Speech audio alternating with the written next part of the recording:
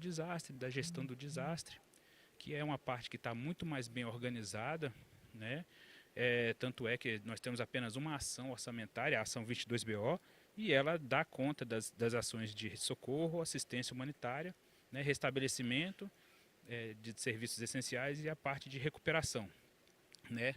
É importante entender nesse ciclo de desastre que, para fins do entendimento do governo federal, o que separa o risco do desastre é um instrumento chamado reconhecimento do desastre, certo? É o reconhecimento federal do desastre. Não tendo isso, nós estamos na parte de cima. Com esse reconhecimento, a gente já começa a tratar do desastre assim, na parte de baixo do ciclo e acesso a essa ação 22BO, que é a ação de encaminhamento de recursos, né? Bom, no que diz respeito ao nosso ambiente de trabalho aqui, na parte de segurança de barragens, a SEDEC tem feito alguns acordos de cooperação técnica no sentido eu já até comentei com o pessoal aqui, no sentido de oxigenar mais a cabeça do técnico e tentar adequar a secretaria a essas novidades, a tecnologia, né, e a novos instrumentos de gestão. Então, nós temos um acordo de cooperação com a ANA, a ANM, a ANEEL e IBAMA, então vocês podem entender que isso aí já diz respeito mais a uma cooperação institucional, né, para renovação de ideias institucionais. Já o nosso acordo de cooperação técnica com a CBDB, né, com o Comitê Brasileiro de Barragens, né, ele é mais técnico, né, então esse acordo ele oferta para nós, né, mais cursos técnicos para que a gente possa ter mais contato com essa questão da segurança de barragens, né? E é esse o objetivo do nosso acordo de cooperação técnica. Bom, aqui só para exemplificar algumas das iniciativas que a gente tem em conjunto, que a gente tem assim da SEDEC, né? Nós naquele susto todo do desastre da barragem do Fundão, né, posteriormente a isso foi feito um caderno de orientação para planos de contingência para barragens municipais. Isso está no nosso site, né, é possível baixar, né. A gente teve conversas e conversas aqui, né, não, Aline? Então, por favor, fique à vontade, né, nós estamos devendo aqui para o IBRAM, devendo para a comunidade aqui uma atualização desse caderno, né? Então, eu acho que já está na hora da gente organizar um ambiente para se fazer isso, né? E motivo pelo qual também a gente está ampliando o nosso corpo técnico para atuar nesse setor aqui, né? Então, bom, muito embora também tenha tido, depois desse caderno, nós elaboramos um curso, né? Esse é um curso que faz parte da cadeia de planos de contingência, né?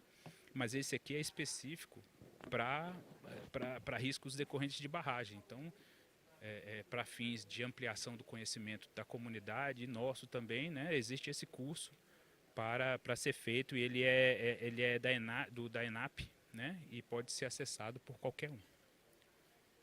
Bom, nós temos também um canal de boas práticas, isso está no site do Ministério da Integração e Desenvolvimento Regional. Essa página de boas práticas, ela tenta dar exemplos de boas práticas dos setores, né, dos diversos setores e dos diversos entes, né? Então tem práticas aqui fomentadas pelo Estado, por municípios, né? Eu não sei, mas eu acho que já tem prática para a comunidade, a sociedade civil também já tem alguma prática dentro dessa página aí, e para fins de exemplificar, no ambiente dessa palestra, desse evento aqui, nós temos um exemplo assim da Defesa Civil do Rio Grande do Norte, que propõe um formulário para vistorias em barragens, né? Então isso é só um exemplo, mais um do exemplo, e está voltado para a cadeia aqui da segurança de barragem, né? Agora vamos entrar nas ações mais institucionais mesmo da SEDEC. Então nós temos aqui aquilo que eu falei, que é a ação 8348. A ação 8348 ela tem uma vantagem de estar na parte de gestão de riscos. Então, no momento em que você tem algum problema em alguma barragem, né, e você identifique assim, você não consegue lidar com isso, o município não tem condições de lidar, ou mesmo o empreendedor, ou pela ausência de um empreendedor, né, existem algumas barragens entrando nesse mundo que estão entre dois municípios e nenhum dos dois municípios ele tem uma gestão assim definida, né? Nós encontramos isso nesse mundo aí das barragens, né? Então, nesse momento, a gente pode acionar a ação 8348, que é uma ação que não requer o reconhecimento federal, né? Isso é importantíssimo, né? Ela também não envolve uma recuperação da barragem propriamente dita, mas ela vai implementar uma ação paliativa para que essa barragem seja posteriormente, ela tenha posteriormente uma atenção mais adequada à reconstrução ou à eliminação do risco da barragem, né? Ou seja, a ação ela não faz uma ação definitiva, ela não tem recursos lá para ações definitivas, mas para segurar até que se possa angariar esses recursos e efetivamente aplicar na barragem, né? Ela tem alguns problemas, assim, a ação ela tem poucos recursos até o momento, né? Ela é pouco demandada também, mas essa ação ela é importante, o histórico dela, porque ela vem de um momento em que a SEDEC estava querendo entender o que era prevenção a desastres, né? E o entendimento, assim, a gente teve alguns acordos do TCU e da CGU que puxaram o ouvido da gente, assim, e a gente teve que reduzir. E uma das coisas que não saiu dessa ação orçamentária foi a questão da ruptura de barragens. Então, a gente entende que a ruptura de barragens é um elemento importante, né, na prevenção de riscos de desastre no Brasil. A gente precisa aproveitar esse momento, né? Bom, agora fugindo da parte de prevenção, temos as ações de resposta, né? Pós-desastre, uma vez havendo uma ruptura de barragem, né? A SEDEC tem recursos para as ações de socorro, resgate, né? Assistência humanitária, distribuição de kits, né? Limpeza, kits para o pessoal, né? E também as tendas, né? Que servem como abrigo no momento anterior à definição da questão das habitações, né? E temos também o restabelecimento de serviços essenciais, que é a reconstrução de pontes, a limpeza de uma forma geral das áreas que foram dos acessos, né? Principalmente acessos. A ação de restabelecimento eu já falei, e a de reconstrução, a diferença das duas ações é que a reconstrução tem caráter definitivo, então ela requer um projeto de engenharia, né? Ela é posterior ao restabelecimento e a gente entende como a última ação do Estado para reconstruir o cenário de desastre, né? Bom, então essa aqui é uma ideia nossa, né, para reestruturação assim da 8348 no que diz respeito à ruptura de barragens em algum momento em que a barragem tem um problema, né? Caso o empreendedor não consiga atender aquela urgência naquele momento, ou eles tenham incapacidade de atender, o órgão fiscalizador ele encaminharia essa demanda para a SEDEC, né?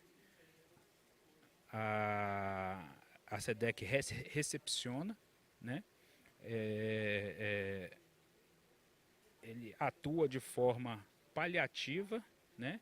E posteriormente ele já encaminha para a Secretaria Nacional de Segurança Hídrica, né? Com um carimbo dizendo, olha, isso aqui é prioridade absoluta para vocês, certo? Então, assim, tudo bem, você vai pular a fila do Plano Nacional de Segurança de Barragens, né? Mas com uma justificativa importante, que é o atestado da SEDEC, né? E aí o objetivo disso tudo é segurar qualquer ruptura e procurar a melhor forma de angariar recursos para reconstrução ou para reforma dessa barragem, né? Ficou tudo bonitinho agora. Gente, era isso mais ou menos. Eu queria agradecer a todos pela atenção.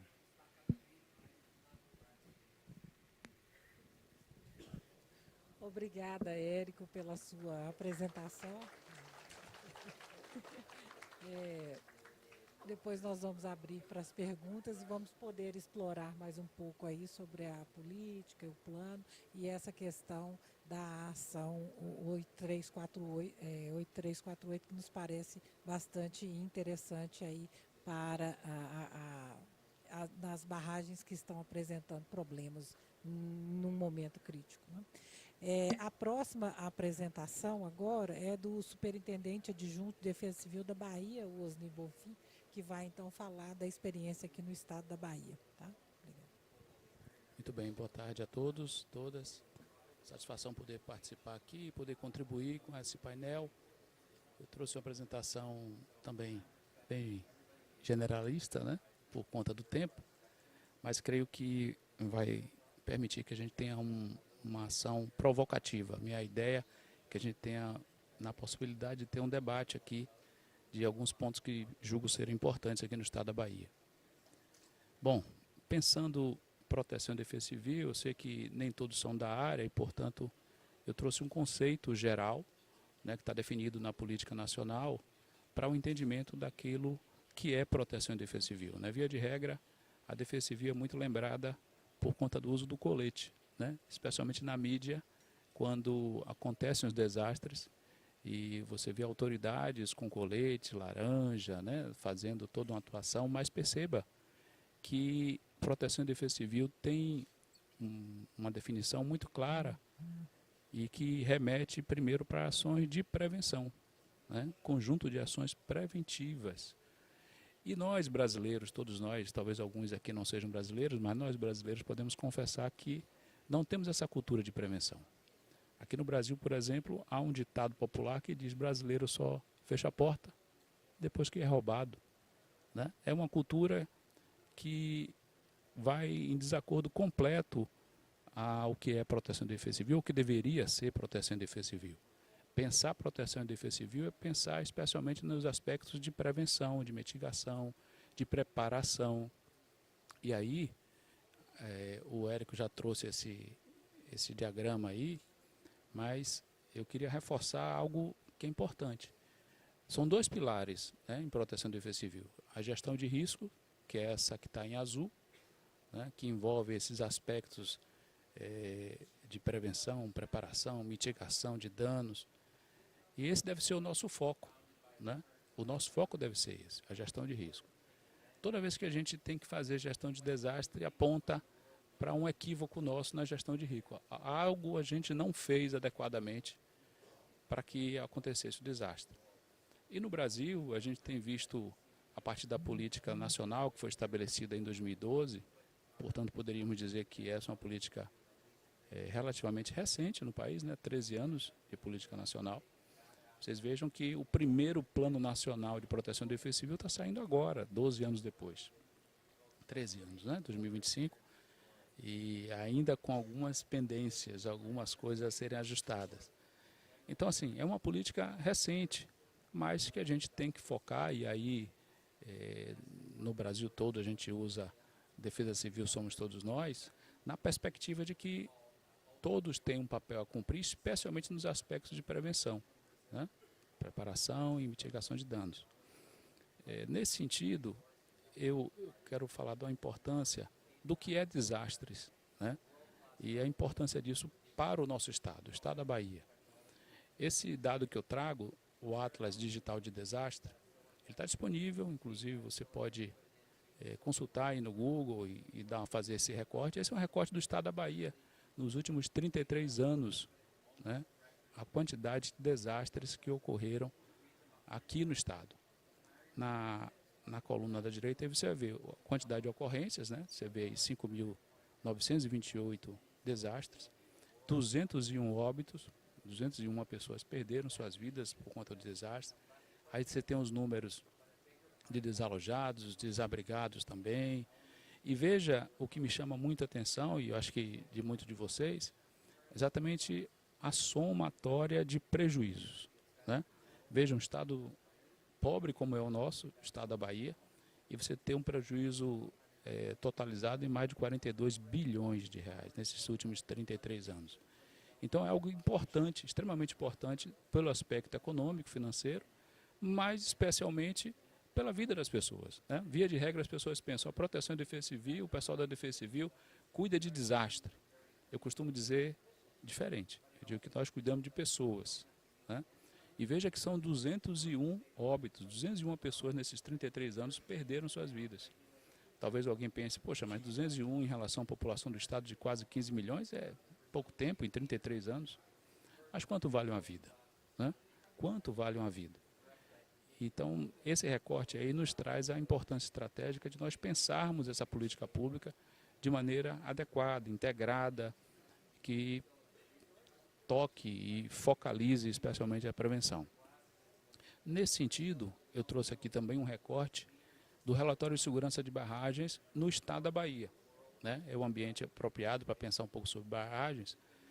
A cada ano, a Agência Nacional de Água e Saneamento emite um relatório e esse dado é o dado de 2025 com os dados das barragens da Bahia de 2024. Na Bahia, nós temos cadastradas cerca de 800 barragens, né? Um número bem inferior à realidade. Nós temos muito mais barragens no nosso território. E para a avaliação de barragens, são dois os critérios, né, especialmente. O dano potencial associado, e aí tem a ver diretamente com a população jusante, se houver um rompimento ou um colapso de barragens, quais são os danos e prejuízos que ocorrerão, tanto danos humanos quanto materiais, e a categoria de risco, né, em que a barragem está enquadrada por uma série de critérios que são estabelecidos. Na Bahia, em relação ao dano potencial associado, nós temos essa realidade.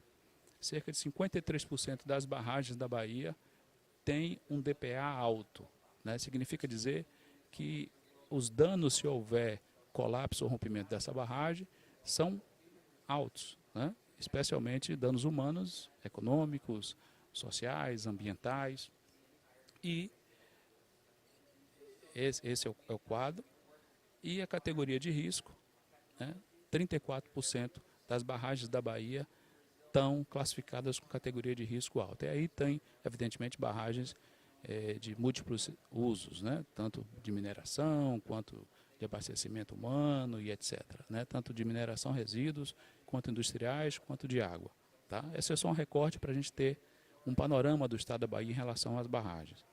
Bom, e aí a gente fica imaginando a partir daquilo que tem acontecido no mundo inteiro, e alguns já perguntam, a sociedade brasileira, a sociedade mundial, está no limiar de pontos de não retorno? Alguém disse recentemente isso, né, que o planeta já atingiu 7 dos índices, daqueles 9, de pontos de não retorno. E o professor Carlos Nobre, não sei se todos conhecem, mas um dos principais climatologistas do mundo, referência nacional, ele disse isso aí, ó, estou apavorado, ninguém previa isso, é muito rápido, né? Então a ciência entendia que as mudanças climáticas e a severidade do desastre estaria aumentando, mas não nessa velocidade.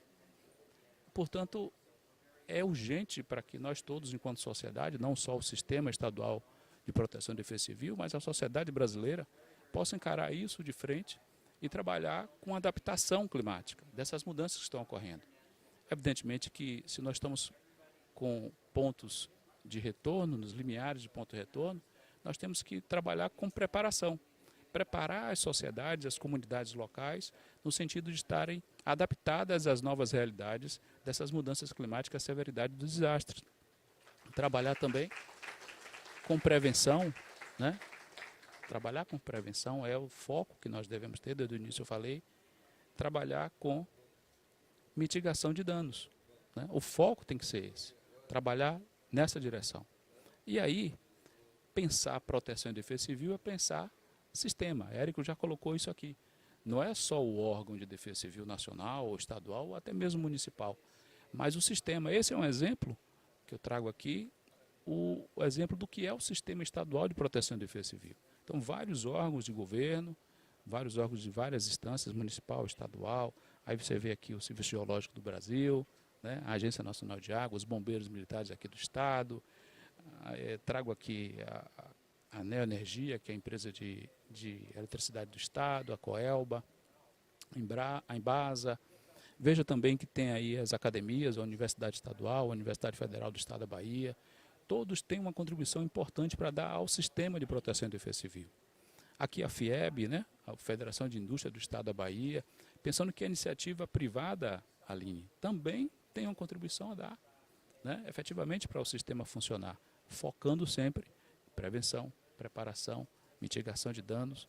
Tá? Esse é só um exemplo que a gente traz para mostrar. E aqui na base, bem no meio, vocês estão vendo aí o termo, não sei se todos conhecem, mas é o NUPDEC, o Núcleo Comunitário de Proteção e Defesa Civil. É fundamental que a gente, com uma política pública tão transversal e tão importante estrategicamente, tenha a sociedade participando efetivamente. Os núcleos comunitários de proteção e defesa civil são exatamente o que o nome está dizendo, né? São pessoas das sociedades, das comunidades capacitadas, equipadas, para se tornarem cada vez mais resilientes. E nesse sentido, a gente está aqui na Bahia construindo cidades resilientes, naquela perspectiva da iniciativa da ONU, né? Construindo cidades resilientes, MCR 2030, é uma sigla em inglês, que ela tem esse objetivo de garantir que as cidades se tornem inclusivas, seguras, resilientes e sustentáveis até 2030. O Escritório das Nações Unidas para a Redução de Risco de Desastres lançou essa plataforma, essa iniciativa, e nós aqui na Bahia estamos fazendo exatamente isso.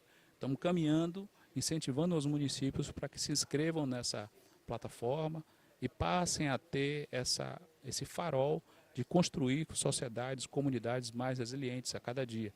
Aqui na Bahia a gente está num processo inicial, começamos nesse ano, depois que foi estabelecida a política estadual de proteção e defesa civil, e a gente acredita que esse é o caminho. Esse é o caminho que está apontado pelas Nações Unidas, e os municípios, os estados, precisam caminhar nessa direção. Ele é um objetivo que está bem alinhado, uma portaria, uma plataforma que está alinhada com o ODS 11, né, construindo cidades e comunidades sustentáveis, para dois pilares fundamentais: redução de risco de desastres e o aumento da resiliência. Tá?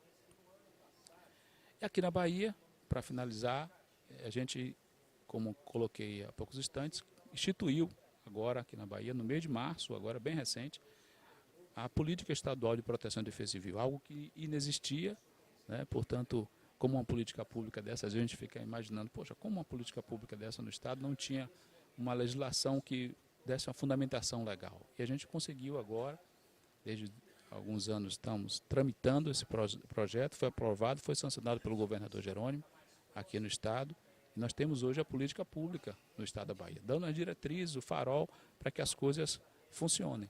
Mas não há política pública sem um mínimo de reservação de recursos para isso. Então, foi também criado o Fundo Estadual de Proteção e Defesa Civil, que dá a possibilidade real de a gente captar recursos, tanto no nível nacional para aqui para o Estado, para fazer chegar na ponta, nos municípios, que é aquele ente que deve estar mais fortalecido, exatamente para as ações de proteção e defesa civil.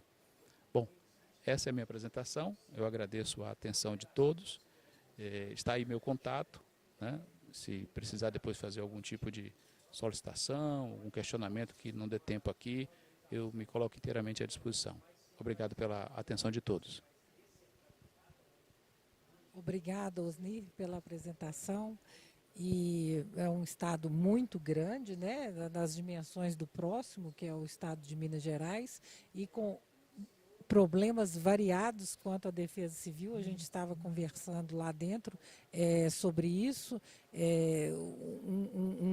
o oeste da Bahia, com rios aí perenes e aqui no leste rios intermitentes e aqui na região mais litorânea problemas de chuvas intensas e problemas até de cheias e até problemas com próprios reservatórios também, né? E a organização que a gente fez, pessoal, da distribuição agora das palestras, nós vamos chegar assim em Minas Gerais, né, com a Defesa Civil Estadual, que já utiliza o PROX, que a Aline vai falar depois a respeito disso, né? Então, nós vamos passar a palavra, então, para o superintendente Major Mardwell, de Minas Gerais, para falar um pouco da política e da experiência em defesa civil no estado de Minas Gerais. Senhoras e senhores, muito boa tarde. Eu fico muito feliz em receber o convite, poder estar aqui nesse momento compartilhando um pouco sobre como que a gente trabalha a defesa civil dentro do estado de Minas, até mesmo porque o que a gente faz em Minas está alinhado com todos os outros estados do país e com a União. Eu sou o Major Mado, sou superintendente técnico operacional da Defesa Civil. Eu sou major do Corpo de Bombeiros e estou lotado hoje na Defesa Civil. Como já foi colocado pelos colegas, a Defesa Civil ela é um sistema. E como sistema, todos fazem parte desse sistema. Obviamente que a gente tem os órgãos de proteção e defesa civil, que somos nós de colete, e temos os agentes de defesa civil, que são cada um de vocês aqui hoje nesse auditório e todos os demais aí que compõem nossa sociedade. Entidade privada, terceiro setor, todo mundo faz parte do Sistema Nacional de Proteção e Defesa Civil. E dentro desse contexto, é interessante a gente pontuar e trazer um questionamento, né, uma reflexão sobre o que vem acontecendo no nosso país, em especial no estado de Minas Gerais, que foi o que a Alice já colocou no início das apresentações. Se estamos preparados para enfrentar um clima que já mudou. Eu dou um destaque especial à parte do já mudou, porque embora a gente fale sobre mudanças climáticas e eventos extremos como algo novo que aconteceu esse ano ou no ano passado, não. Há mais de 20 anos esse tema ele é abordado. A Organização das Nações Unidas já vem nos alertando com relação a essas mudanças climáticas, esses eventos. E hoje a gente já percebe que eles acontecem de forma cada vez mais rotineiras e cada vez com períodos menores. Então, estamos preparados? Bem, eu entendo que em algumas partes sim, e talvez algumas outras a gente tem que evoluir bastante. Quando a gente pensa em resposta e tecnologias, a gente está bem avançado. Porque à medida que os eventos vêm ocorrendo, a gente vai se adaptando e se moldando para poder dar uma resposta mais efetiva. Mas no que tange a obras estruturantes, talvez a gente está um pouco acanhado, que talvez sejam algumas questões que possam ter uma resposta mais efetiva. Hoje no estado de Minas, a gente, principalmente dentro da região metropolitana, a gente tem a construção de diversas bacias de contenção para poder fazer frente a esse período chuvoso. E a gente espera que, de fato, ele seja bem efetivo. Então, com relação a obras estruturantes, talvez a gente está bem acanhado. Mas quando a gente fala de resposta, de tecnologia, sim, a gente está bem avançado. E dentro desse cenário também, por isso que eu trouxe essa perspectiva do estado de Minas Gerais. A gente tem algumas peculiaridades, como foi colocado aqui pelo Osni também, apresentado pela Alice. O estado de Minas Gerais ele é com uma extensão territorial muito grande, então a gente se compara aí a alguns países da Europa. E por óbvio, a gente tem algumas características bem peculiares. Dentro do nosso estado, a gente tem um problema sério, problema grave com seca e estiagem. Nós temos 249 municípios dos 853 que compõem o nosso estado no semiárido mineiro. Dentro do conceito da SUDENE, né, quando a gente pega o semiárido do nosso país, 249 estão dentro do estado de Minas Gerais. Isso nos traz uma preocupação muito grande, por 2 pontos. Primeiro, a disponibilidade hídrica deles, que é muito baixa, até mesmo a questão de chuvas e etc. Então, consequentemente, em tese, eles não têm problema com chuva. Mas isso faz com que esses municípios eles não se preparem para o evento chuva. Isso quer dizer que qualquer evento de chuva nesses municípios, ele acaba sendo um evento de desastre. Então, se eu não me preparo, quando ele ocorre, ele me traz uma tragédia. Então, quando a gente olha lá o mapa de distribuição de eventos de desastre dentro do estado de Minas Gerais, a gente percebe que no norte do estado, os eventos são bem significativos.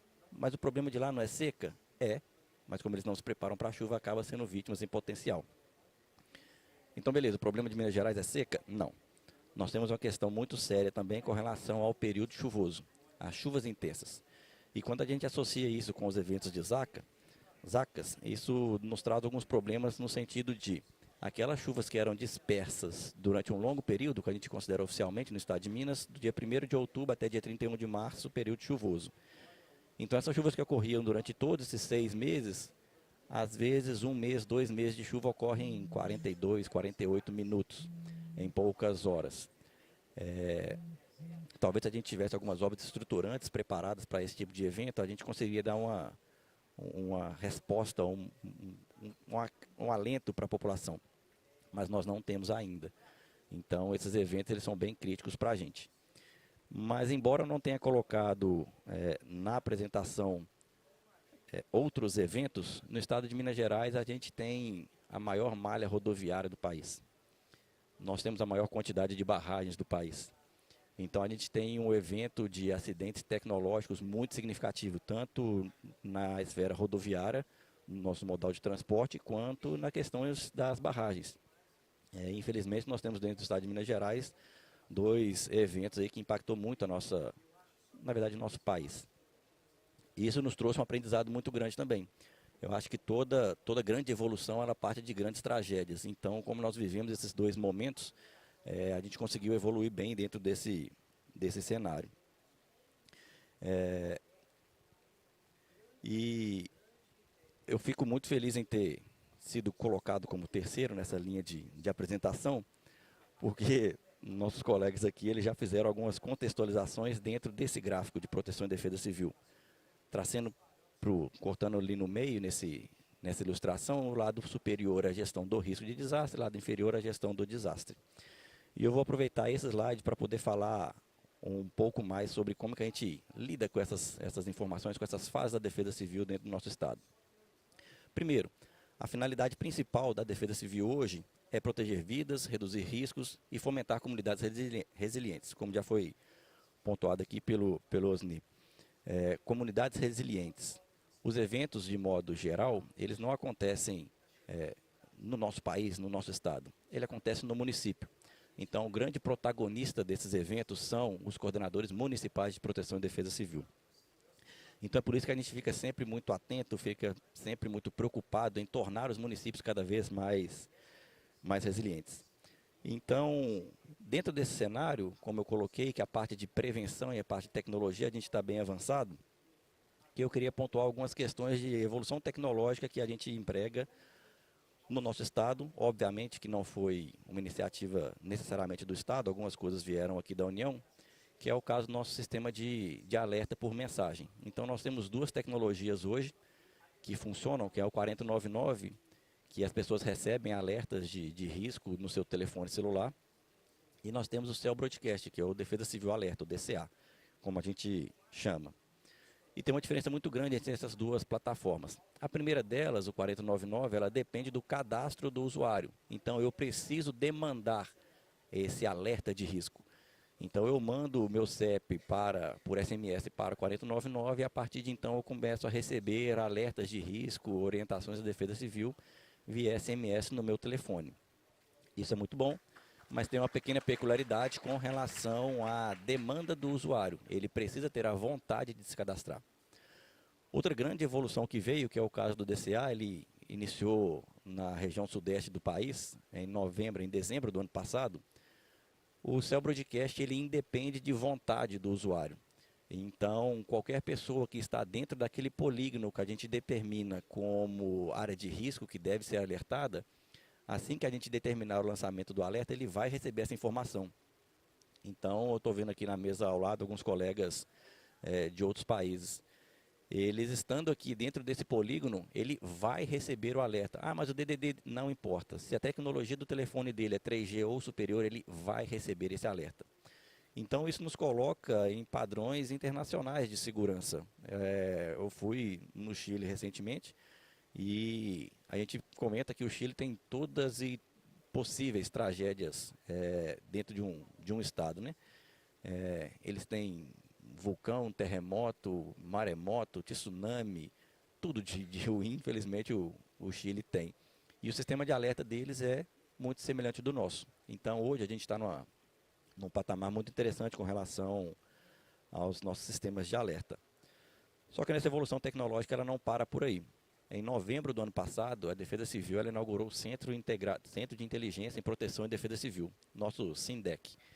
Ele é o coração da Defesa Civil hoje, do estado de Minas Gerais. Ali a gente consegue concentrar diversos atores, diversos especialistas, geólogos, hidrólogos, meteorologistas, cientistas e analistas de dados, desenvolvedores, analistas de inteligência.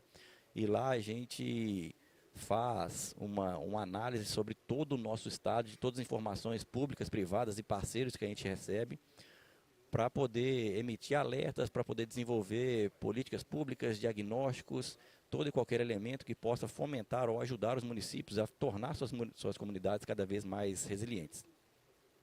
Só que se a gente pegasse essas informações todas de modo disperso e tentasse trabalhar com os nossos especialistas, nem se eu tivesse uma equipe com 200 profissionais, eu conseguiria fazer esse compilado de todas as informações.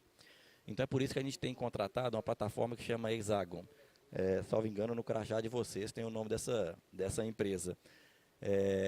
Eles prestam serviço para a gente e eles conseguem fazer exatamente essa inteligência por trás de todas essas informações, de todos esses dados. Então eles aglutinam todas as informações que vêm de dados públicos, privados e parceiros, e fazem essa inteligência, essa análise desse produto e nos entregam cards para poder fazer emissão de alertas.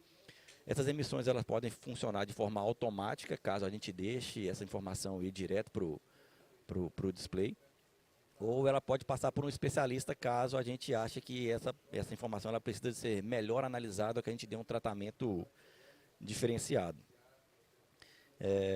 E para a gente poder construir isso tudo, a gente tem diversas parcerias. Nós temos parcerias com o Vale, parceria com o Cochupé, CEMIG, parceria com o IBRAM, que nos trouxe aí a ferramenta do Prox. Eu vou falar um pouquinho mais para frente sobre essa ferramenta, mas não vou falar tudo que eu queria, porque senão eu acabo dando spoiler aqui na apresentação da Aline.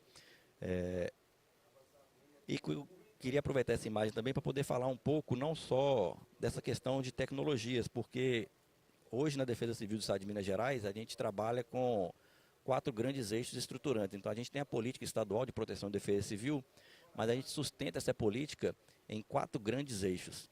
E esses grandes eixos, eles têm um potencial enorme para poder ajudar e fomentar todos aqueles que não conseguem ter um direcionamento de como investir ou como direcionar os seus esforços. Então, o nosso primeiro eixo, ele é um plano estadual de enfrentamento à seca e estiagem, que vem fazendo enfrentamento àquele primeiro ponto que eu comentei no slide anterior. E um ponto interessante é que cada plano desse nosso, ele desenvolve uma política pública voltada para fazer frente a essa demanda. Então, quando a gente fala de política pública, quer dizer que não é uma ação exclusiva da Defesa Civil, é uma ação de todos os órgãos, de todos os entes que compõem as secretarias do governo do Estado.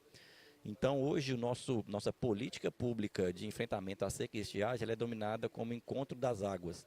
E só esse ano ela executou quase R$1 bilhão em ações destinadas à resiliência hídrica, à proteção das pessoas que são afetadas pela escassez hídrica. Um outro programa também, um outro plano que a gente desenvolveu é o plano de enfrentamento ao período chuvoso. E ele também desenvolveu uma política pública que é o Caminho das Águas. E esse plano, essa política pública destinada ao período chuvoso, diferente do Encontro das Águas, que é levando recurso para os municípios, o Caminho das Chuvas ele traz o potencial de cada secretaria, de cada órgão para poder fazer frente a esses eventos. Então nele a gente consegue aglutinar e colocar numa mesma mesa todo o potencial de todas as secretarias de Estado. Então beleza, eu consegui falar dos 2 pilares, né, que é seca e estiagem e período chuvoso.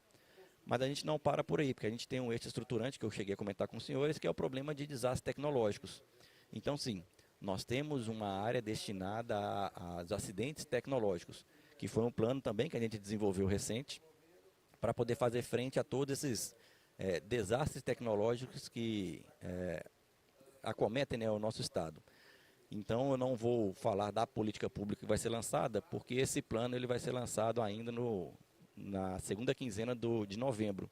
Então, eu não posso dar esse spoiler aqui, mas saibam que vai sair uma política pública com esse direcionamento também. E para finalizar esses pilares do nosso eixo aí de proteção e defesa civil, no nosso plano estadual, eu queria falar de um assunto que talvez ele seja o mais importante de todos eles. Educar as pessoas, foi colocado aqui pelo Osni, a questão de trabalhar na prevenção. A cultura de autoproteção da população brasileira ela é muito baixa. Nesse período chuvoso passado, 24, 25, nós tivemos, salvo engano, 23 óbitos no estado de Minas Gerais. Mais de 50% deles poderia ter sido evitado. Como assim poderia ter sido evitado? Nós tivemos um casal que decidiu nadar na enxurrada. Esse casal foi levado e veio a óbito. Nós tivemos um senhor que ele estava num bar, consumindo bebida alcoólica e montou no cavalo e foi voltar para sua casa, transpôs um rio que estava com um momento de enchente e foi levado. Então, mais um óbito em decorrência de uma má interpretação ou uma falta de autoproteção. E quando a gente fala de andragogia, que é o estudo do adulto, tem diversas metodologias que falam sobre andragogia, tentando fazer com que esses adultos eles se eduquem ou que eles consigam transferir aquela informação para adultos. E diversas metodologias existem justamente porque isso é muito difícil. Então, onde que a Defesa Civil canalizou seus esforços com relação ao quarto pilar desses três que eu já coloquei? Na questão do ensino, da educação das crianças. Então, nós temos um plano estadual de proteção e defesa civil nas escolas. Então, a gente introduz de modo transversal a proteção e defesa civil nos alunos da quarta série, não trazendo diretamente a disciplina de proteção e defesa civil como uma cadeira na escola, mas como uma forma interdisciplinar de abordar o tema. Então, toda e qualquer política que a gente traz para crianças, a gente consegue fazer um trabalho a longo prazo. E dentro desse programa é onde os senhores empreendedores conseguem fazer um trabalho muito interessante e colocar dentro da política da empresa, juntamente com os municípios, essa atuação, junto com a escola, junto com o ensino, junto com as crianças. Então, dentro desse ciclo de proteção e defesa civil, eu queria explorar esses assuntos. E, além disso, a gente tem um portfólio de projetos. Porque, quando a gente pensa em 853 municípios dentro do estado de Minas Gerais, com certeza, alguns municípios desses não têm uma estrutura, não têm uma capacidade tão grande quanto os demais, como a própria capital. Então, a gente desenvolveu um portfólio de projetos que, muitas das vezes, o recurso ele é ofertado. A gente tem um alinhamento muito grande com o Ministério Público e a gente tem uma plataforma que ele capta projetos para poder fazer a implementação desses projetos. E muitas das vezes o pessoal do Ministério Público comenta com a gente que não falta dinheiro, falta projeto. Projeto bem estruturado, projeto bem conceituado, a apresentação desses projetos. Então, a Defesa Civil, quando elabora esse caderno de projetos, ela quer facilitar a vida dos coordenadores municipais de proteção e defesa civil para poder fazer a captação desses recursos e implementar no seu município obras estruturantes, equipamentos, ferramentas para poder tornar essa Coordenadoria Municipal de Defesa Civil mais bem estruturada. Então, dentro desse slide, eu precisava de explorar isso. Então, vamos falar agora um pouquinho sobre o PROX, que é o antigo Proximidade. Não vou falar muito, porque senão eu distrago sua apresentação, Aline. Eu vou só pontuar aqui alguns pontos que a ferramenta traz para as atribuições da Defesa Civil quando a gente fez uma parceria. Primeiro, a implementação e o uso do PROX em todo o estado pelos órgãos do Sistema Estadual de Proteção e Defesa Civil. Então, essa ferramenta ela não se limita a barragens. Ela extrapolou esse contexto. Então, ela consegue fazer mapeamento de áreas de risco, rotas de fuga, relatórios, diagnóstico territorial. Então, é uma ferramenta muito importante que a gente viu com um potencial enorme, comprou a ideia e implementa dentro do nosso estado. Inclusive, a gente está no movimento de revalidação do nosso acordo de cooperação técnica Então, a gente tem muito carinho pelo aplicativo. Mas beleza, a gente enquanto Estado e o IBRAM, por meio dessa parceria nossa com o Prox, a gente consegue entender e saber a finalidade dele. Mas e para os municípios? Como que esse Prox ele consegue fortalecer a capacidade do município? Primeiro que com esse aplicativo, nessa ferramenta mobile ou por desktop, ele consegue fazer um mapeamento de área de risco do seu município. Então eu não consigo atuar, não consigo trabalhar em cima de uma informação que eu não detenho, que eu não conheço.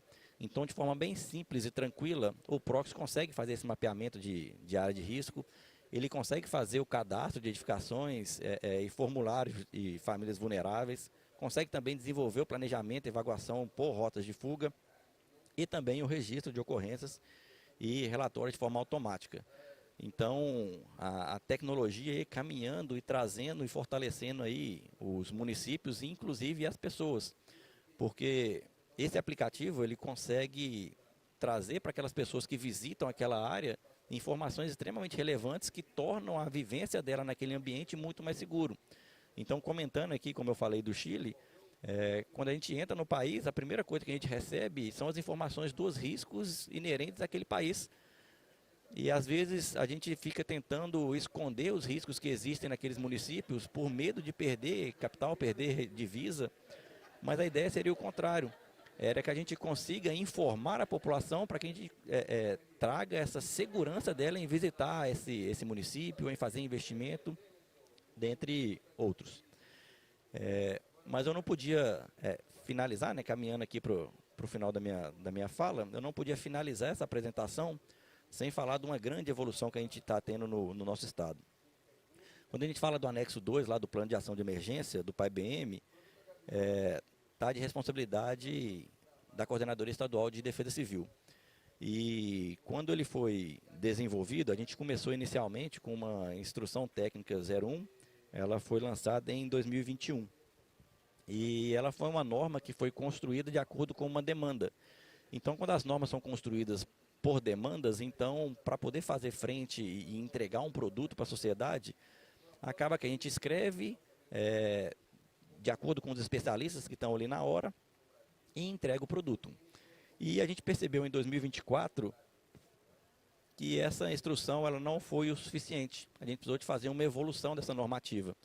E essa evolução dessa normativa foi a Resolução 83. Ela foi lançada em 2024 e é a que rege a questão de plano de ação de emergência de barragens no estado de Minas Gerais. Só que da mesma forma, com esse 1 ano e pouco de implementação do 83, a gente percebeu que o processo construtivo dela também não foi o mais indicado e que ela não consegue corresponder e responder aos anseios aí da sociedade no que tange à segurança das pessoas, e tampouco os anseios dos empreendedores, porque existem ainda algumas lacunas, algumas divergências normativas com outras normas. Então, a gente deu um passo que eu acho que é muito acertado, que é a atualização do 83, colocando em consulta pública para que todos consigam construir de forma bem simples, né, uma norma viva que consegue ser construída e elaborada por várias pessoas. Então, nessa consulta pública, ela finalizou antes de ontem, no dia 27 aí de outubro, e nós tivemos contribuições aí de diversos setores, coordenadores municipais de proteção e defesa civil, empreendedores, do próprio IBRAM, até nossa mesmo de experiência que a gente tem na SEDEC. Então, eu acredito que no decorrer desse ano, no mais tardar no primeiro semestre do ano que vem, a gente vai conseguir soltar uma normativa no que tange a barragens de mineração, né, a segurança das pessoas que são afetadas por barragens de mineração, uma norma muito mais bem construída, muito mais robusta e com a participação de todos. Então, quando a gente pensa se a gente está adaptado, se a gente está caminhando com relação a fazer frente a esses eventos, tornando os municípios cada vez mais resilientes, eu acredito que sim. A gente está caminhando e caminhando de forma bem pujante, bem crescente. Eu finalizo a minha apresentação com esse ponto, né? E gostaria de colocar essa frase que eu acho bem simbólica, né? Para a gente levar como um conceito aí, a finalidade da defesa civil. Atuar antes é salvar vidas. Literalmente porque a nossa frase é essa e como eu comecei falando, né, sistema de defesa civil, ela trata como órgão agente de colete e como agente todos vocês que estão aqui, todos nós que compomos a sociedade, então não é clichê. Defesa Civil, de fato, somos todos nós. Obrigado.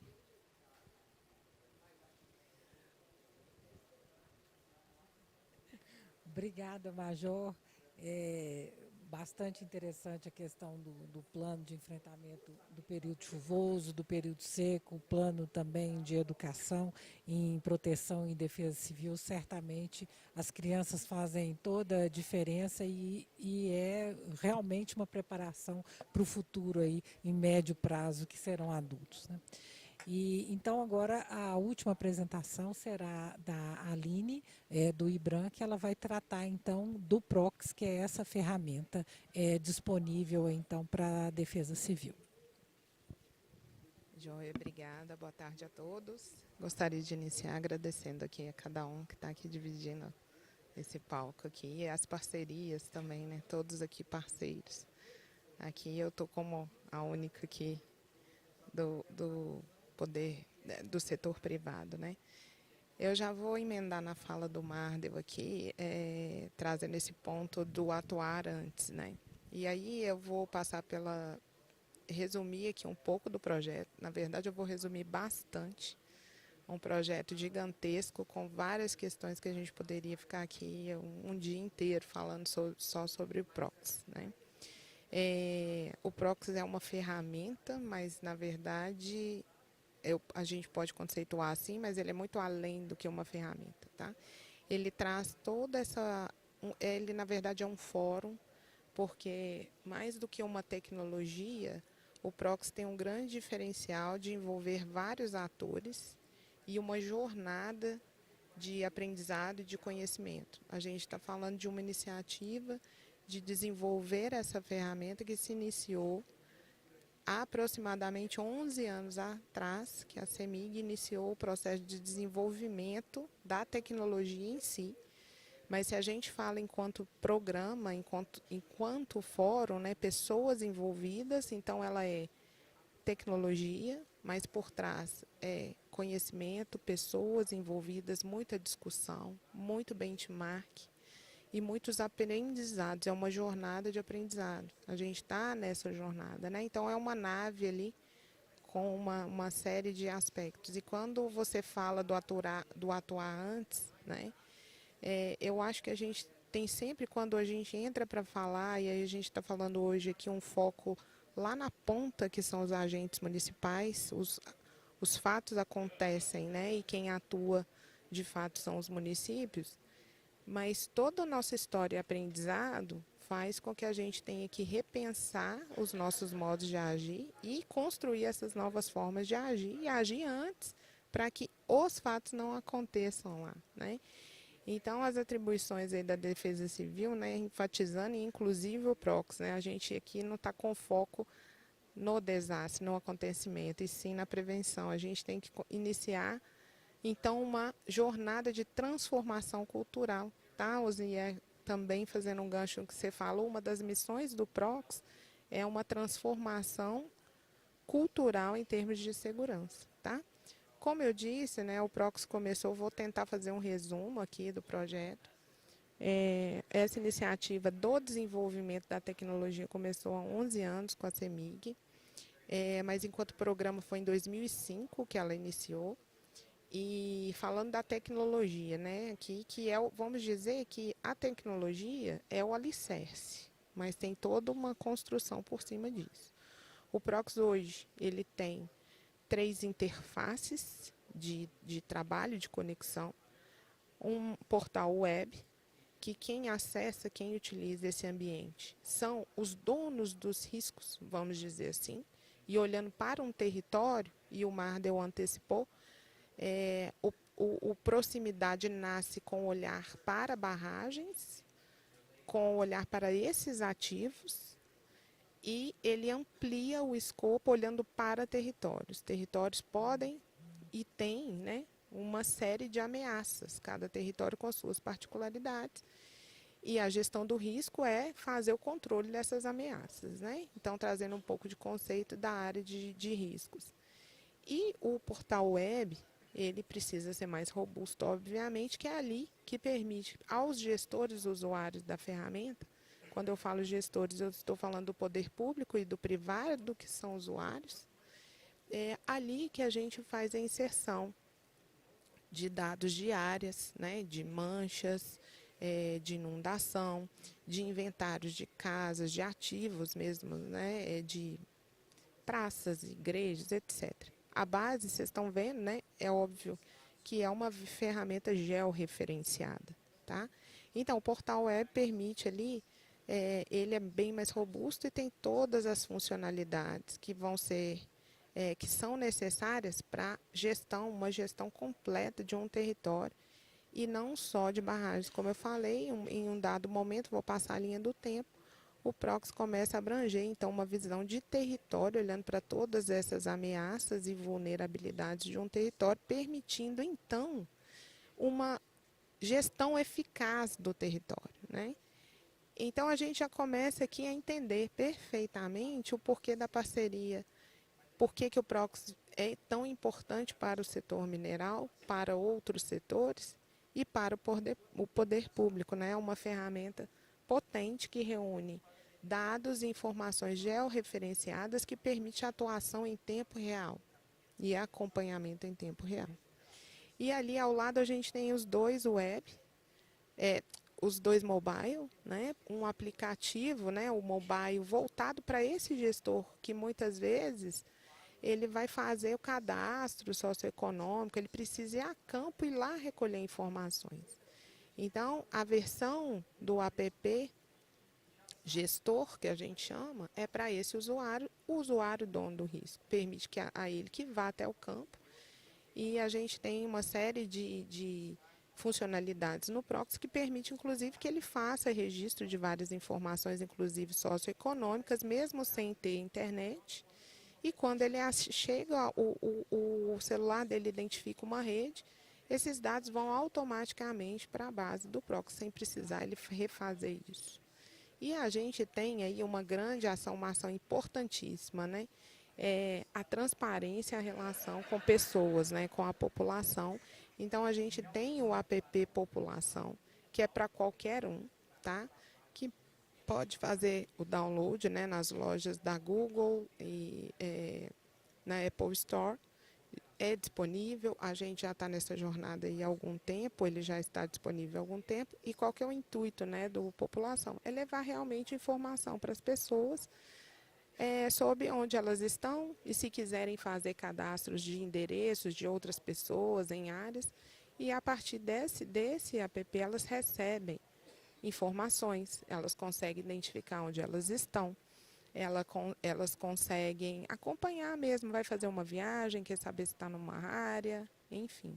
Tem uma série de possibilidades que a gente vem nessa jornada fazendo desenvolvimento. As 3 versões são conectadas, obviamente, né? O sistema é um só. Então, resumindo, eu vou, né, como eu falei, vou tentar resumir aqui bastante, é um sistema, né, de gestão territorial. Tá? Em um dado momento ali a gente amplia, né, esse olhar de apenas para barragens para um olhar de riscos ampliado. E, inclusive, a gente tem parceria, né, até com o serviço geológico, então a gente está falando de outros riscos no território, que são riscos de escorregamento, de cheia, de incêndio, de seca e etc. Né?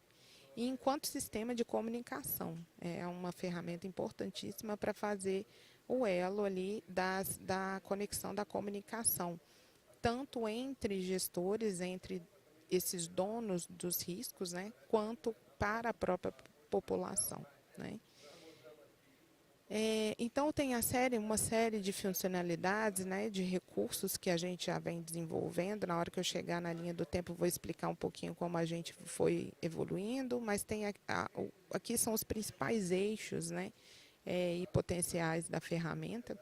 E aí, inclusive, né, a gente fala dessa gestão territorial e a gente sempre teve o olhar, né, o desenvolvimento da ferramenta como uma ferramenta de defesa civil. Né? Lembrando que o Mardel trouxe como conceito de defesa civil, é um sistema e somos todos nós. Né? Então, ele tem é essa a missão e as funcionalidades são desenvolvidas com essa missão. É a comunicação, e aí eu trago pontos, né, importantes da atuação no pré-evento, né, atuações de transformação cultural, de educação. Então, a parte de comunicados que a gente vem desenvolvendo não é só para emitir alertas iminentes, né, quando a gente tem a detecção de algo. A gente usa esse ambiente, devemos criar a cultura de usar o prox, quem está no prox, usar esse ambiente, inclusive para combate, né, a muitas notícias equivocadas, as fake news, né? A gente tem que iniciar esse movimento, né, fortalecer ainda mais esse movimento através dessa ferramenta. A gente tem a questão, claro, óbvia, dos alertas, né, que vai servir para isso. Aquelas comunidades e aqueles territórios que têm a previsão de realização de simulados, né, a gente desenvolveu essa funcionalidade dentro do aplicativo. Hoje é possível os gestores fazer toda a gestão da realização do simulado, mandar os comunicados previamente, vai ter um simulado, manda o convite. E aí a população que tem o aplicativo instalado, que está dentro daquele polígono, é o raciocínio exato que o Mardel trouxe, que a gente trabalha lá, é tudo segmentado, né? E isso já é automático. Então, a gente escolhe aquela região que precisa receber uma mensagem, um aviso, um comunicado. O simulado, ele é uma nova funcionalidade que tem já sido usada em simulados que já aconteceram e permite a interação, inclusive com o público que está participando do simulado. A pessoa aperta, já cheguei no ponto de encontro e por aí vai. E tem uma série de outras informações, né, riscos hidrológicos, por exemplo. E aí, gente, por trás tem toda uma jornada aqui de governança de dados e de segurança de LGPD que foi trabalhado e é trabalhado fortemente com o jurídico de todas as empresas que estão aqui por trás, e inclusive, né, com a participação da Defesa Civil lá de Minas, que também auxiliou muito. Então, a gente tem uma governança de dados muito bem estabelecida e bem alinhada com a LGPD. Resumindo aqui a evolução, como chegamos até aqui, e porque hoje, né, temos inclusive a Defesa Civil do Estado de Minas e de Santa Catarina, as duas já têm um ACT assinado conosco, e aqui a gente espera sair aqui da Bahia com o terceiro estado participante. Eu contei um pouquinho lá da história lá atrás. Em um dado momento, a gente tem essa percepção de olhar do potencial para a ferramenta para servir para o território e englobar todos os riscos. E aí a gente evolui nessa vertente de construir, de adaptar a ferramenta para receber toda essa gestão territorial. E hoje nós estamos aqui fazendo, vamos dizer assim, melhorias mesmo, mais rápidas, porque a ferramenta já está pronta e em pleno uso. Alguns detalhes aqui importantes sobre o PROX. Nessa linha aí de desenvolvimento, até hoje foram investidos mais de 8,4 milhões de reais no desenvolvimento da ferramenta. E eu não estou falando, esse é um dado importante, financiado pelas empresas participantes do projeto. O setor privado é o setor que investe, financia e mantém a iniciativa, e ela é entregue de forma gratuita ao poder público, né? A gente faz essa concessão ao poder público de forma gratuita. É uma jornada que envolve, hoje nós somos 25 empresas, 15 do setor de mineração, 10 do setor hidroelétrico e a CEMIG, né? Os dois principais sustentadores da ferramenta, o IBRAM e a CEMIG, e fora as parcerias que nós temos, né, como, por exemplo, o Serviço Geológico, trazendo ali uma base de dados importantíssima. A gente tem esses 8,4 bilhões investidos até agora, né, e um grupo gigante de pessoas e de discussões sobre a questão de gestão territorial e de construção de cidades resilientes, né? Toda a missão e construção e concepção do PROX ela é baseada hoje olhando para isso, né, as cidades resilientes. E aí quando a gente fala desse como construir cidades resilientes, então qual a importância do PROX, né? Ele está hoje em território nacional, em laranja são estados que já têm operações e usuários do PROX, fazendo gestão de riscos territoriais. A gente tem um mapa de Minas com todas as REDECs que foram treinadas aí por participantes do projeto, que treinaram. Claro que precisa, nenhuma ferramenta e nenhuma tecnologia, isso foi falado aqui durante a manhã, ela vai ter um bom funcionamento e ela vai fazer sentido se a gente não tem por trás uma capacitação, uma educação, uma transformação cultural, uma compreensão, né? Então, o PROX vem evoluindo à medida que a gente também está evoluindo em termos do conceito, né, em termos de preparação e trazer essa cultura preventiva para o Brasil, como você colocou, Zini, que nós não temos. Somos um país, eu sempre falo, muito diferente de países como o Japão, que já nascem com uma série de o contexto natural deles fazem com que eles tenham frequentemente desastres naturais. Então, culturalmente, é uma população muito melhor preparada sob o aspecto de percepção de risco e do papel de cada um de nós, né, na preparação, na prevenção, na atuação, principalmente nessa fase, e também, claro, o que fazer num momento de eventualidade, né? Então, em cobertura nacional, o que eu estou querendo dizer aqui tem alguns dados interessantes. Hoje a gente está falando ali de mais de 400 barragens de mineração que estão já inseridas, vocês já conseguem ver informações. Esses 25 empreendedores, né, barragens de outros segmentos. Em território nacional, Aline, quem está usando o PROX em termos de poder público, tá? Cada município pode usar o PROX? Pode. Mas por que a gente inicia, por exemplo, tem que ter um recebimento da ferramenta, tem que ter um dono para ela. Quem que vai fazer gestão, quem que vai cuidar da ferramenta, do uso da ferramenta e da própria governança. Vejam que é uma ferramenta que emite comunicados, que faz a gestão territorial. Então, o avanço do PROX em território nacional ele vai se dar à medida que surgirem usuários que levantem a mão, sinalizem, sim, eu quero ser um usuário dessa ferramenta, o que eu preciso fazer, né? Precisa ter uma jornada de recebimento, de preparação, de planejamento de como usar a ferramenta.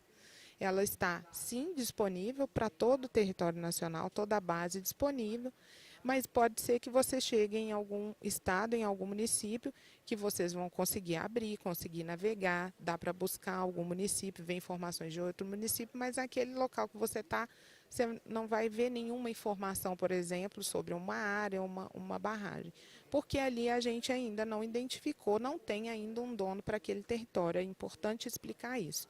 Mas vejam que como Minas, né, foi o primeiro estado que assinou, como a gente já avançou ali e temos um grande número de usuários. Eu vou acelerar aqui um pouquinho dado o tempo, mas a gente tem aí números expressivos hoje já dentro da base, né, sendo usado. O Mardel falou sobre a resolução 83, seção 2, né, do PAI, e que a gente tem aí, voltando um pouquinho para a mineração, o arcabouço regulatório, nos impõe, né, uma série de passos, né, para a gente atuar e ter uma gestão de risco dos ativos, né, do setor mineral. Obviamente, a Política Nacional de Segurança de Barragens também atinge os outros segmentos que têm barragens, por exemplo. Mas é importante dizer que, nesse ponto, né, a parceria com o Estado de Minas, a gente tem ali um contexto que os próprios rompimentos trouxeram, e aí a gente tem as regulamentações específicas em cada estado, o caso do Estado de Minas é um deles, e que o reconhecimento, né, do próprio Estado da ferramenta que nos traz a importância de ter uma redundância nos sistemas de alerta e alarme, né?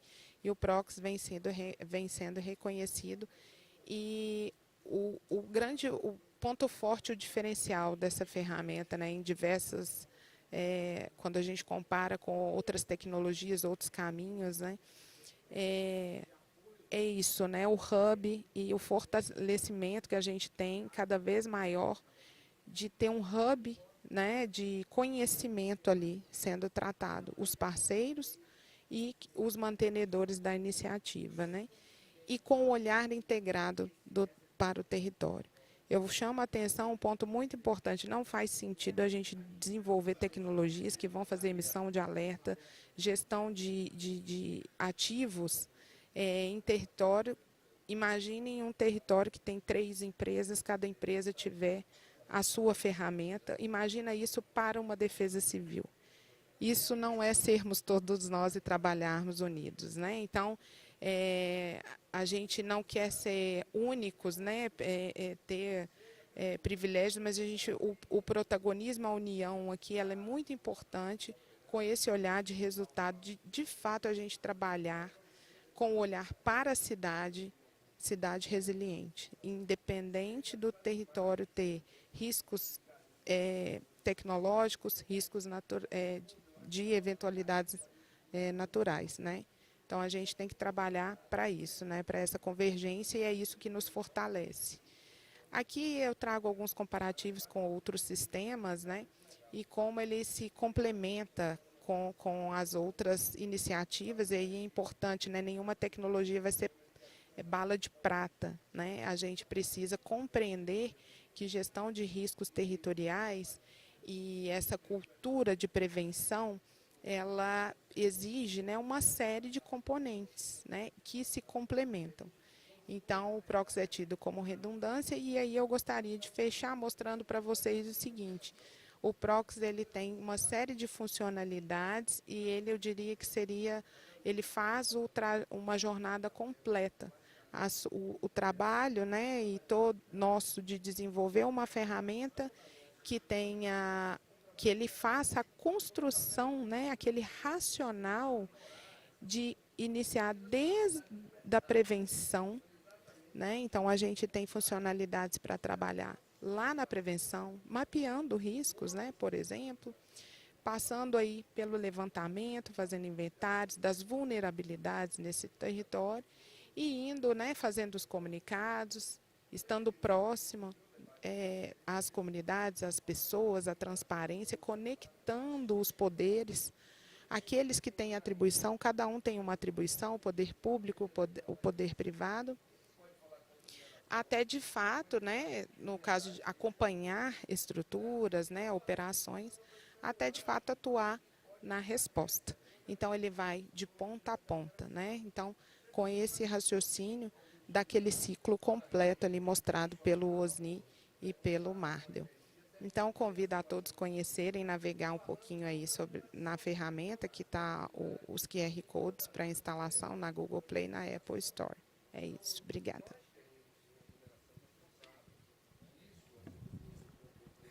Obrigada, Aline. Sugiro, pessoal, que visitem realmente, instalem e visitem realmente o PROX, que vocês serão surpreendidos positivamente. Durante a cheia no Rio Grande do Sul, por exemplo, o Major sabe disso. Aquela época, salvo engano, o PROX estava restrito só ainda a Minas Gerais, e Minas Gerais foi ajudar o Rio Grande do Sul na cheia, e uma das barragens, a barragem 14 de julho, no Rio Taquari, eles estavam na iminência de romper, e era uma barragem de geração de energia elétrica a fio d'água, e muito rapidamente os produtos das manchas de inundação, de ruptura de barragem, estavam disponíveis lá para essa barragem, ajudando inclusive nós que operávamos alerta lá em Taquari à época, né? Na bacia do Taquari à época. Bom, pessoal, nós temos agora 10 minutos para perguntas, né? Tem algumas enviadas aqui, mas eu vou começar com a Defesa Civil Nacional, porque, como já foi dito aqui, o Plano Nacional de Proteção e Defesa Civil, ele foi construído aí nos últimos 1 ou 2 anos, né, com a participação de muitos atores aí da sociedade, com um horizonte até 2034. Então, eu pergunto aí Érico, como que está a publicação do documento final? O decreto já saiu esse mês de outubro, e o que o plano traz de novo, de avanços, e esse horizonte também de 2034, né? O que nós estamos vislumbrando ao final desses 10 anos que virão à frente, considerando também que da política nós temos 13 anos, né? Então, os avanços da política até então. Bom, som. Bom, então, primeiramente, depois do decreto, nós temos assim 60 dias para publicação, né, da portaria. Isso vai acontecer, o documento já está pronto, o que tem hoje é mais perfumaria mesmo, né? A semana passada, esse documento rodou em todas as secretarias executivas de todos os ministérios que fazem parte do Plano Nacional de Proteção e Defesa Civil, né? Para ter um de acordo, para ter uma anuência, né? Para redefinir que o plano é aquele mesmo. Isso já aconteceu. Então, assim, nós estamos agora num ambiente político. O ambiente técnico ele passou, e agora depende do ministro a publicação desse documento. E ele tem um limite até dezembro. Eu não lembro qual dia, mas são 60 dias para a publicação desse documento, né? Bom, no que diz respeito ao que significa o Plano Nacional de Proteção e Defesa Civil, eu não tenho assim como dizer um aspecto mais importante dele. O documento por si só ele é muito importante, porque no meu ponto de vista ele pega todas as peças de um quebra-cabeça e coloca em ordem, né? Mesmo que a gente precise agora, né, mudando aqui a metáfora, né, ele pega todos os tecidos, coloca no mesmo ambiente para a gente poder costurar agora. Né, ele prevê planos estaduais de proteção e defesa civil, ele prevê planos municipais de proteção e defesa civil, e eu acho que esse é um grande ganho, porque a gente começa a alinhar todos os entes da federação, né, começam a conversar e incluir também a iniciativa privada em tudo isso e a sociedade civil organizada. Né? Então, assim, aí reforçando as palavras aqui do Mardel, a defesa civil somos todos nós, né? E isso realmente não é o clichê, e o Plano Nacional de Proteção e Defesa Civil ele vem para reforçar isso, né? Então essa é a minha ideia, não há um aspecto, eu entendo que daqui a 10 anos nós teremos um fluxograma de atividades, né? Na ocorrência de um evento de desastre e na prevenção e principalmente na preparação de todos os entes que estão envolvidos em uma determinada área de riscos, né? Essa é a nossa perspectiva. Daqui a 10 anos nós estaremos treinados, estaremos melhor, estaremos mais prontos do que o que estamos hoje, né? Porque muito embora nós estejamos somente depois de todo esse tempo, né, Osni, na publicação de um Plano Nacional de Proteção e Defesa Civil, nós crescemos em todo esse tempo. Né, houve um crescimento e hoje nós temos assim a proteção e defesa civil como um jargão institucional. Não é mais só um jargão institucional que funciona não apenas para o pós-desastre, mas também como para o pré-desastre, né, a parte de prevenção, mitigação e preparação. Mais ou menos isso. Ok, obrigada, Érico. Agora, eu coloco para a Aline, né, e com a contribuição também dos senhores da Defesa Civil, o PROX, ele não se limita a barragens, ele vai bem além das barragens. Mas nós temos o conjunto das barragens de mineração, nós temos o conjunto das barragens do setor elétrico, mas também temos o conjunto das barragens de água. Então, também a ANM, a ANEEL e a ANA fiscalizando essas barragens, né? E eu vejo, então, esse movimento de essa adesão aos outros estados na utilização do PROX e o compartilhamento dessas informações das barragens de rejeito, mas pergunto, como que estaria também em relação ao setor elétrico e como que isso também estaria sendo trabalhado em relação à parte das barragens de água de acumulação. E aí eu pergunto para a Defesa Civil também, do Estado de Minas Gerais, que já usa o PROX, né? Então, como que se dá isso em relação a essas outras barragens? E no caso da Defesa Civil da Bahia, qual é o grupo, vamos dizer, mais problemático para vocês? Mineração, barragens de mineração, setor elétrico ou as barragens de água? Tá? Joia, Alice. Vou tentar ser bem breve aqui por causa do tempo, mas vamos lá. Como que o PROX ele é alimentado com dados de risco? Ele tem alguns caminhos possíveis. Um deles é a nossa parceria, né? Integração com base de dados. E aí a gente, um raciocínio simples aqui, tá, pessoal? A gente está falando de uma ferramenta georreferenciada. Então, são polígonos que desenham as áreas dos riscos, né? A gente tem integração, por exemplo, com o serviço geológico e o PROX, ele puxa, né? Ele traz as informações das áreas de mapeamento da CPRM em termos de deslizamento, por exemplo. Se vocês entrarem, alguém procurar município de Barbacena, vocês vão ver as várias áreas, né? Mais de 280 áreas, mesmo não tendo ainda a Defesa Civil de Barbacena usando, mas está lá, porque a gente integrou. Esse é um caminho, integração com outras bases. Aí vejam que esses riscos foram mapeados por alguém que tem essa atribuição. No caso do privado, o privado, detetores de barragens, eles fazem também a delimitação das suas manchas, né? E fazem inserção. Então, qualquer outro segmento pode vir? Pode, porque o raciocínio é o mesmo, né? Vão ter a unidade inserida, cadastrada como um ponto do inventário e as suas áreas, que são cenários possíveis, né? E, inclusive, agora a Companhia de Saneamento lá de Minas, ela está entrando também no projeto, a Copasa, né? Que é um outro segmento. Então, ele tem possibilidade de receber qualquer ativo, né? Qualquer informação que tenha cenários de riscos, né? Já desenhados, delineados, ele é capaz de receber, porque ele foi concebido justamente para ter esse olhar de gestão unificada de todos os riscos ali envolvidos. Eu acho que a sua pergunta, completei? Joia.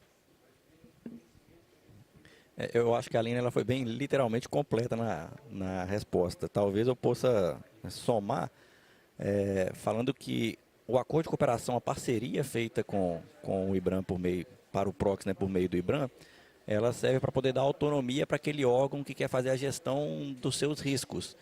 Então, eu, enquanto Corpo de Bombeiros, consigo fazer o cadastro e o lançamento de todas aquelas informações, mas eu faço com as informações que eu recebi, que é o que a Aline chegou a comentar, com as informações do SGB ou de outros órgãos que ela consegue receber de forma pública. Mas quando aquele empreendedor ele participa do sistema, ele está inserido nesse contexto do PROX, ele consegue fazer todos os lançamentos que são viáveis e que de fato existem dentro da sua plataforma.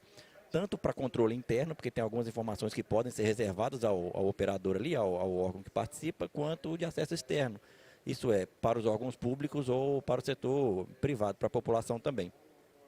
E não vou querer estragar o tempo, né? Mas eu estava vendo na sua linha do tempo, em 22 a gente foi feito uma parceria com o Corpo de Bombeiros. Eu estava presente nesse momento também, agora na Defesa Civil mais uma vez. Então, eu fico muito feliz em participar desse processo de implementação do PROX dentro do Estado de Minas. Só complementando rapidinho, isso mesmo, a gente tem a parceria, né? Eu falo com a SEDEC lá, mas o Corpo de Bombeiros foi um parceiro importantíssimo lá atrás.